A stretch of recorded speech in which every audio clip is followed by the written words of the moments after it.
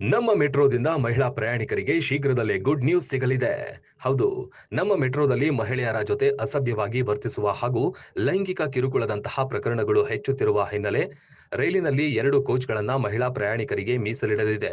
ಸದ್ಯ ನಮ್ಮ ಮೆಟ್ರೋ ರೈಲಿನಲ್ಲಿ ಒಂದು ಮಹಿಳಾ ಮೀಸಲು ಕೋಚ್ ಇದೆ. ಮೆಟ್ರೋದಲ್ಲಿ ಮಹಿಳಾ ಪ್ರಯಾಣಿಕರಿಗೆ ಲೈಂಗಿಕ ಕಿರುಕುಳ ನೀಡುತ್ತಿರುವ ಪ್ರಕರಣಗಳು ಹೆಚ್ಚಾಗುತ್ತಿವೆ. ಇದರಿಂದ ಎಚ್ಚೆತ್ತ ಮೆಟ್ರೋ ಅಧಿಕಾರಿಗಳು ಮಹಿಳೆಯರ ಸುರಕ್ಷತೆ ದೃಷ್ಟಿಯಿಂದ ಶೀಘ್ರದಲ್ಲೇ ಮಹಿಳೆಯರಿಗೆ 2 ಬೋಗಿ ಮೀಸಲಿಡಲು ಚಿಂತನೆ ನಡೆಸಿದ್ದಾರೆ.